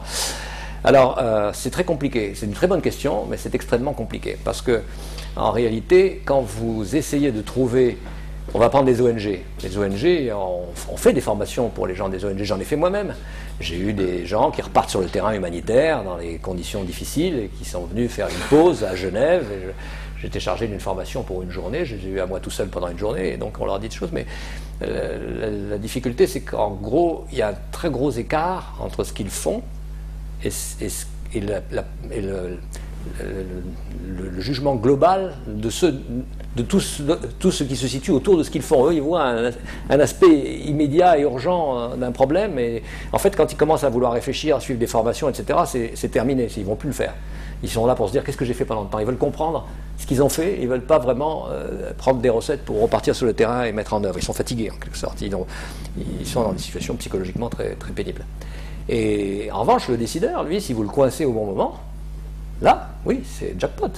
C'est-à-dire que s'il faut choisir entre coincer Macron entre deux portes et lui dire il y a un truc extrêmement important que vous devez faire pour la réforme de l'enseignement supérieur, c'est ça, et puis aller vers les syndicats de professeurs d'université qui râlent un peu partout parce que la réforme n'est pas comme ci et comme ça, etc. Je sais que je perds mon temps, parce que je connais les syndicats en question, je les ai fréquentés aussi, j'en ai fait partie, c'est pas la peine, je vais perdre mon temps parce qu'ils sont complètement... ils sont noyés dans le contexte de leur action, et moi j'essaye de leur donner une vision globale dans laquelle cette action doit prendre un sens à long terme, et eux, ça ne les intéresse pas, ou ils n'arrivent pas à l'absorber sur le moment. Plus tard, oui. Quelques-uns reviennent me voir longtemps après me disant « Ah oui, vous aviez raison, etc. » Mais sur le moment, c'est pas possible, on est dans la boue de son action. On ne peut pas faire... Parce que le décideur, il est toujours là à la recherche de la petite lumière qui va lui permettre de prendre une décision dont il a toute raison d'être satisfait. Et il est toujours insatisfait par définition, parce qu'il entend des tas de trucs contradictoires, il ne sait pas. Donc si on lui dit, attendez, moi j'ai une solution, voilà, pas que 3 points, pam, pam, pam, ça prend 3 minutes, tout à coup il pige. Voilà, c'est plus rentable. Je suis d'accord avec vous. Alors en revanche, il y a un autre aspect, ce que j'ai dit au début, c'est quand vous faites de la science politique dans la perspective, par exemple, de transformer le pouvoir de changement qui vient de la base, des mouvements sociaux, par exemple, disons en France plutôt progressistes, etc. Le fait est qu'à ce moment-là, vous ne voyez les choses que sous un angle. Par exemple, vous sous-estimez considérablement la puissance de l'État. Tous les gens qui font un travail de sociologie politique sur les mouvements sociaux contestataires, on a l'impression que si on était gentil alors qu'on est méchant, qu'on était lucide alors qu'on est aveugle, eh bien le changement serait là demain. Sauf que l'État, c'est une puissance extraordinaire et que donc les rapports de force ils doivent être pris en compte. Donc pour ces raisons-là, je pense que c'est difficile. J'aime bien l'idée, j'ai essayé de faire, mais si je compare le fait de parler à un président de la République 3 minutes et de passer 3 heures ou 3 jours avec des gens à la base, le résultat, si vous me demandez de choisir, mon choix est vite fait. Et c'est indépendant de ce que je pense en tant que personne. Ça veut dire que c'est la dernière question qu'on va prendre. Avant-dernière question qu'on va prendre. Oui, moi je veux bien. C'est parce que c'est 17h45, c'est tout. C'est pas... Oui. Je voulais juste réagir sur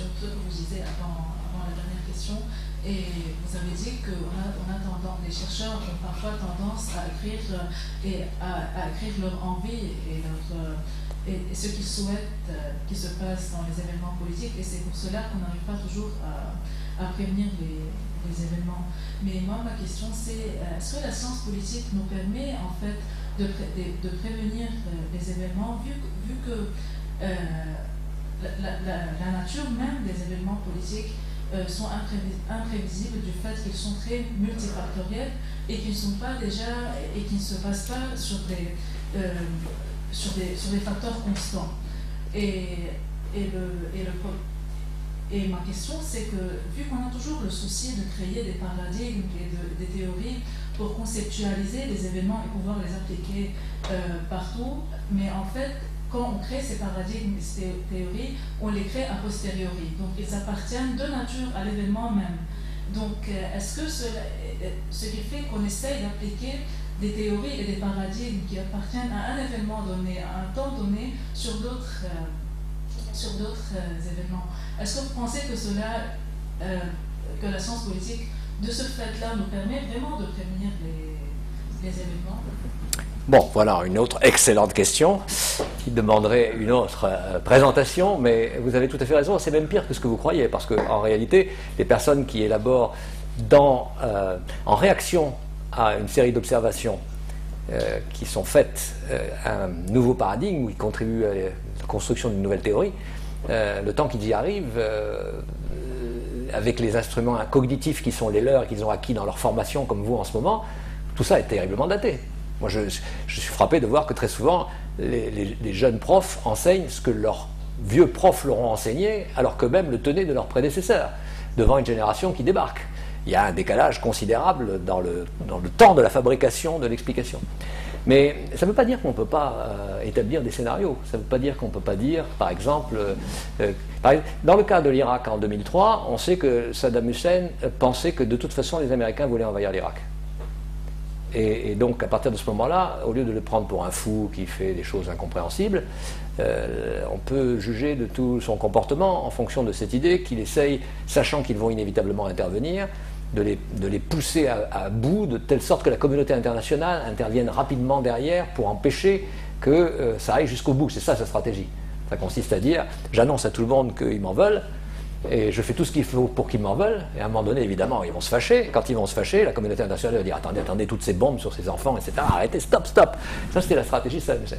Si vous savez ça avant, et que vous êtes conseiller du gouvernement américain, vous pouvez lui dire ça ne va pas marcher, la stratégie. C'est en cherchant à l'intimider, vous allez être obligé de bombarder après, de toute façon, et ensuite, vous serez obligé de continuer à bombarder, même contre la communauté internationale, si vous voulez arriver à vos fins. Ce coup-là n'est pas pris en compte au moment de la décision.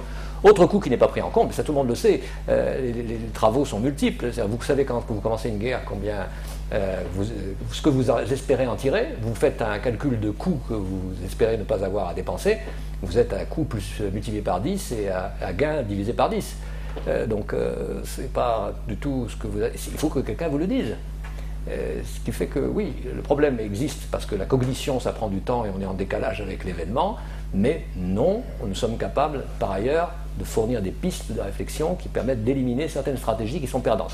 Envahir 2 fois l'Irak et tuer 2 fois au moins 150 000 civils assez vite, sous des armes de destruction assez massives pour tout dire, du côté américain ou du côté de la coalition, pour arriver à ce que nous avons maintenant, alors que tout le monde avait dit que c'est ce qui se passerait. Il n'y a pas un spécialiste du Moyen-Orient qui n'a pas dit vous allez couper l'Irak en 3, la Syrie en 4, si le Liban en réchappe, ce sera un miracle, et vous aurez droit à une nouvelle guerre un jour entre Israël et ses voisins à cause du Hezbollah. Tout ça, c'est écrit noir sur blanc, c'est pas quelque chose qui a été caché. Donc les paradigmes interviennent moins lorsque vous avez à faire un travail qui doit être lu par des gens qui vont prendre des décisions. Les paradigmes, c'est pour les collègues. C'est aussi... On peut trôner à l'International Studies Association, on arrive avec un nouveau paradigme, on dit, voilà, c'est pour mes collègues qui disent c'est bien, ils travaillent là-dessus, c'est formidable, super, elle a inventé ça, ouais, ce concept, je vais le reprendre et je vais lui attribuer. Ça, c'est la petite sociologie du corps. En revanche, corps professionnel. En revanche, lorsque vous parlez à un décideur, il faut parler le langage que le décideur attend que vous parliez, c'est-à-dire vous lui disiez la vérité sur ce que vous pensez être réalisable ou pas et pourquoi. Et donc, c'est pas le même langage. Moi, je crois que la théorie joue moins à ce stade-là parce qu'on a besoin que vous deveniez opérationnel. Donc en fait, moi je suis pour une recherche fondamentale qui puisse devenir opérationnelle. je ne suis pas pour une recherche appliquée qui n'est pas opérationnelle. Et il y a de multiples exemples de la seconde. Pas beaucoup d'exemples de la première. Il y a encore une question, c'est ça. Karim. Oui, bonsoir. Merci. Bonsoir Karim. Vraiment très intéressant. Moi j'aurais une question sur les neurosciences. Je suis tout à fait d'accord sur le fait qu'il ne faut pas fuir les neurosciences. Ce qui m'a le plus intéressé ces 3-4 dernières années, c'est justement les travaux d'un professeur saoudien basé à Genève, qui s'appelle Nayef El-Rodaz, qui est à la fois spécialiste de géopolitique et médecin spécialiste des neurosciences. Alors lui, il explique en partie le Moyen-Orient à travers des concepts issus des neurosciences. Il dit que ce qui se passe en Syrie, c'est un exemple de ce qu'il a théorisé comme étant Fear-Induced Preemptive Aggression. C'est qu'un groupe se sent en menace existentielle, comment il se lance dans des agressions préventives. Donc je me suis mis à lire pas mal sur ce sujet, mais tu as fait allusion, c'est quelque chose qui peut très vite faire peur, et c'est quelque chose qui peut donner l'impression aux politistes qui sont un peu dépossédés de leur discipline. Parce qu'il y a un autre aspect des neurosciences qui est encore plus inquiétant, c'est celui qui étudie la façon dont nos opinions politiques sont en quelque sorte hardwired, et qu'il y a dès la petite enfance cette fameuse distinction ami-ennemi importante en sciences politiques qu'elle naît assez vite. Donc il y a également un livre aux États-Unis qui s'appelle The Republican Brain qui nous montre que dès l'âge de 10-12 ans, on peut identifier chez certaines personnes une prédisposition à être conservateur sur la question des armes à feu, de la drogue, des mœurs, etc. Donc si on part du principe que l'être humain est en grande partie prédisposé et que les opinions politiques se forment à un âge souvent avant que qui que ce soit accède à l'université, soit dans l'enfance, soit dans l'adolescence, qu'est-ce qui reste justement à la science politique après ? Comment peut-on maintenir l'autonomie de cette discipline ? Et puis le deuxième point qui m'est venu à l'esprit à la fin dans ta dernière intervention, c'est qu'il y a aussi des gens qui sont extrêmement pointus et qui commettent des erreurs monumentales. Paul Bremer, qui est responsable en grande Oui, mais c'était pas en tant que politiste, hein. Oui, il est diplômé de Sciences Po Paris. Oui.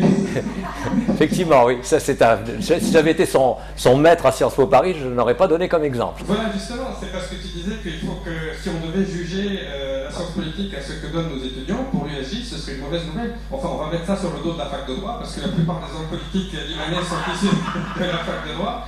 Mais ce ne serait pas une très bonne nouvelle pour la science politique, du moins au Liban. Donc la première question, c'est comment faire pour ne pas fuir les neurosciences, pour explorer ça, mais maintenir une certaine autonomie de notre discipline. Et ensuite, comment éviter que les politistes eux-mêmes ne soient pas happés par leurs propres idées préconçues et puissent maintenir une certaine neutralité scientifique et épistémologique. Bon, la réponse à la première question est tout à fait simple. C'est justement parce que nous sommes les seuls à combiner différents savoirs dans celui des neurosciences, différents objets, dans différents cas de figure, sur différentes époques, etc. Et que c'est justement ça que croient les neuroscientifiques quand ils parlent avec nous. Ils disent, bon, moi, sur le plan de câblage du cerveau, évidemment, j'en sais beaucoup plus que vous, et beaucoup plus que vous en saurez jamais. Mais moi, je suis fasciné par le fait que vous puissiez combiner ça. Alors, de temps en temps, il peut y en avoir un qui essaye. Il va combiner avec de la géopolitique. Mais il ne peut pas combiner ça avec de la géopolitique et avec, par exemple, la sociologie de l'administration, etc. C'est trop compliqué, ou la philosophie politique, ça le dépasse. Le politiste, il peut justement dire, moi, parce que c'est le lieu central d'une société, là où se prennent des décisions collectives qui concernent tout le monde. Et que ce que nous étudions, c'est ça avant tout. Pas justement des choses trop petites et trop locales. Essayons d'étudier ça. À partir du moment où nous étudions ça, tous les autres, même s'ils sont plus forts que nous sur un aspect, ils pensent que c'est à nous de les combiner. Sur le plan la mauvaise décision, bon, d'abord, Paul Bremer, j'ai toujours pensé qu'on l'avait mis devant, on l'avait obligé. Je ne l'ai pas interviewé, donc je ne sais pas s'il a eu cette idée brillante tout seul de foutre dehors tous les gens du Baas dans l'armée, dans la police, dans la justice et dans l'administration, ce qui nous a créé Daesh pas très longtemps après, au fond, mais il est possible, il est plus vraisemblable qu'on le lui a imposé, dans l'idée de... On ne va pas faire ce qu'on a fait avec le Japon et l'Allemagne, parce que ce n'est pas le Japon et l'Allemagne. Pardon ? Ceux qui l'ont imposé ont étudié où ? À la faculté de droit. C'est raison, Karim. Alors, en fait, à la faculté de droit. Law school, à law school. Il avait été très marqué par ce qu'il avait appris sur la dénazification, justement, et il était persuadé que... On n'avait pas été assez loin dans la dénazification. Le nationalisme arabe était un peu une réplica, Voilà. Et ça, c'est... Oui, alors ça si on est suffisamment versatile et qu'on a fait de la science cognitive et de la psychologie cognitive, on sait qu'on a toujours tendance, pour comprendre un phénomène, à le ramener à un phénomène que l'on connaît, et souvent on se trompe. C'est le cas de Nasser, qui était pris par les spécialistes, les décideurs de l'époque, Eden et Mollet, le britannique et le français, qui étaient pris comme une réplique d'Hitler à Munich, parce que, effectivement, un Christian Pineau, ministre des Affaires étrangères français, et Anthony Eden étaient allés voir Nasser, qui leur avait dit mais non, tout va bien se passer, je ne vais pas nationaliser le canal de Suez, etc. Et finalement, dès qu'ils avaient tourné le dos, ils avaient fait pareil. Alors, c'est Hitler. Et à partir de là, tout ce qu'avait fait Nasser et qu'il allait faire était jugé à l'aune de ce qu'on savait que Hitler avait fait avec les Polonais, les Tchèques, l'Autriche, ainsi de suite. Bon, donc si on fait de la science cognitive aussi, on sort du dilemme. Bon, je crois que probablement les gens qui sont formés à devenir des décideurs, c'est pas seulement la discipline qui compte, je veux dire la filière. Ce qui compte, c'est de rencontrer des personnes qui pèsent dans leur vision du monde et dans leur passion pour enseigner leur science et pour les avertissements, les alertes qu'ils expliquent à leurs étudiants en disant attention, c'est pas si simple, c'est compliqué, il faut faire. C'est plutôt ça. Je pense les gens qui ont eu Raymond Aron ont dû sans doute prendre des décisions de façon plus raisonnable que des gens qui ont eu un professeur, je vais dire au hasard, égyptien d'Alexandrie, qui répète le bouquin traduit bouquin de première année d'un manuel américain et mal traduit et mal lu et mal appris, et donc forcément, au bout du compte, ça ne fait pas le même effet. Ce qui est très important, c'est d'essayer de faire attention au savoir qu'on transmet, oui. Ça ne se produit pas partout, ni tout le temps. Chacun peut le faire, mais tout le monde n'a pas envie de le faire. Bon, si vous avez 500 étudiants, c'est plus compliqué que si vous en avez 5. À Oxford, ils en ont 5 entre eux, dans des fauteuils comme ça, ils prennent le thé ensemble. Et ils ont tout le temps devant eux. Alors forcément, on peut marquer les esprits d'une manière différente. Quand vous en avez 500 dans un grand amphi mal ventilé, bruyant, c'est pas pareil. Après, il y en a toujours un pour dire « Oh, mais j'ai eu le professeur Bittard, et grâce à lui, j'ai évité telle erreur. » Ça, c'est la reconstruction de l'histoire ex post, mais on le souhaite quand même. On le souhaite quand même. Monsieur Schwell, si vous permettez une petite question rapide. Les objets de la Sciences Po sont toujours les mêmes, qui sont les acteurs politiques, les partis politiques, les mouvements sociaux, la participation politique. Essayons de... Quand on fait de la science politique, on essaye de trouver, comme l'a si bien dit Gaël, des corrélations avec des indicateurs qu'on va essayer de contextualiser dans une certaine région. Mais quand on fait de la science politique, on est vraiment loin du monde réel. Je le vois dans mon travail de tous les jours. Je produis des recherches, mais ces recherches restent des recherches. Tant qu'on veut discuter avec des décideurs, le plus difficile exercice à faire, c'est de résumer nos recherches, les indicateurs, les interactions qu'on a pu trouver, les relations qu'on a pu trouver, en une demi-page qu'on appelle policy brief, qui sont adressés à des décideurs qui des fois ne comprennent pas pourquoi ces interactions se créent de cette façon-là. Et est-ce qu'on fait de la science politique pour vraiment changer le monde? Aujourd'hui, je voulais tweeter... Est-ce que M. Schmel a changé un peu le motto de Sciences Po? Le motto de Sciences Po depuis 4 ans, c'est bougeons pour que les choses bougent, c'est ça? Faisons Sciences Po pour que les choses bougent. Est-ce qu'on veut vraiment faire bouger les choses? On veut comprendre les choses et on veut comprendre pourquoi le système tel qu'il est, avec toutes les implications, toutes les interactions, est encore sclérosé. Est-ce qu'on fait de la Sciences Po pour faire vraiment bouger les choses ou pour comprendre pourquoi les choses sont telles qu'elles sont? Essayons ensemble de changer d'une façon microscopique quelques étapes, parce qu'au niveau macro-global, il est très difficile de changer. Voilà. Oui, mais bon, je suis d'accord, c'est ce que je vous ai dit. C'est ce que je vous ai dit, je suis d'accord. C'est la dernière question à ce qu'il paraît, parce qu'on a des... Et oui, après. Enfin, moi non, mais moi c'est plus tard, moi. Je suis abonné au cours qui se termine à minuit, donc, enfin, j'exagère. Oui, mais c'est exactement ce que je vous ai dit, c'est-à-dire qu'on a bien sûr l'idée que ça va servir à quelque chose, mais si on se focalise d'emblée, avant de commencer, sur ce à quoi ça va servir, immédiatement, en voyant la trajectoire de ce qu'on est en train de penser, on ne va pas faire de la bonne science, ça ne va pas être très utile. Sur le problème consistant à dire il faut procéder à des changements, des micro-changements par la façon de s'exprimer, par nous-mêmes. Moi, je veux dire, la seule chose que je peux faire, c'est quand je suis dans un lieu où il y a des gens d'autres professions que la mienne, et parfois des professions non intellectuelles, et que des discussions sont lancées, par exemple sur la Syrie, ou sur le Liban, ou sur l'Irak, il n'y a aucun problème. Hein. Ça, vous avez des spécialistes de tout ça, dans n'importe quel déjeuner, dîner, cocktail, dans le monde entier, des gens qui vont se lancer dans des grandes théories pour vous expliquer comment ça fonctionne. Et bon, quand je suis dans cette situation, j'essaye de faire en sorte que les gens repartent avec des arguments auxquels ils n'ont pas réfléchi et qui sont susceptibles de contredire leur perception préformée qu'ils avaient avant d'arriver, et qui est d'une simplicité, enfin d'un simplisme évidemment biblique. Donc c'est ça que j'essaye de faire. C'est compliqué parce qu'il faut essayer de ne pas résister à l'idée qu'on a, enfin à l'envie de gifler quelqu'un quand on est en face de soi et qui dit des choses tellement absurdes que... Ça, c'est vrai. Voilà. Mais bon, on peut essayer. Il faut être argumentatif. Voilà. Je crois que nous, ce que nous devons faire, c'est argumenter. Au fait, nous sommes mieux placés que beaucoup d'autres pour argumenter, mieux placés que les mathématiciens qui ne savent pas faire ça, ou les ingénieurs qui ont du mal, même mieux placés que les sociologues, idéologues qui veulent prouver quelque chose contre tout le monde.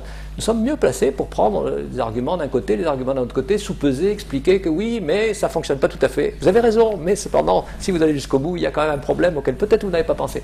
Et ça marche bien. C'est mon expérience phénoménologique. C'est ça qui marche. C'est pas autre chose. La dernière fois que je me suis trouvé dans une situation de ce genre, c'était à Yale, dans une conférence avec des Afro-Américains du département de Afro-American Studies, et qui étaient tous très militants. C'est-à-dire, ils sont pour la cause noire dans tous les cas de figure. J'étais invité par un prof et un ami, Anderson, qui lui est extraordinairement fin, lucide, organisé, etc., et qui ne dit pas du tout ça. Il essaye justement de faire apparaître combien c'est compliqué de créer une société dans laquelle il y a des gens qui sont, quand ils se reconnaissent déjà, anticipent des comportements qui ne sont pas forcément les vrais comportements, mais sont habitués à faire ça. Et bon, ça s'est bien passé. C'est bien passé, c'est-à-dire j'ai pas eu des gens qui étaient tous absolument ravis avec un grand sourire en sortant, et dire, ah, j'ai eu la chance d'assister à cette conférence, mais ils ne m'ont pas lynché. Ce qui à Yale devient une performance quand on n'est pas politiquement correct. Donc en fait ce que je vous dis c'est qu'il ne faut pas être politiquement correct, mais il faut le faire d'une manière telle qu'on n'ait pas à vous reprocher d'être politiquement incorrect. Et à ce moment-là, les gens finissent par entendre. Grand merci à monsieur le professeur Richemel pour cette très belle conférence. Merci. Merci à vous tous.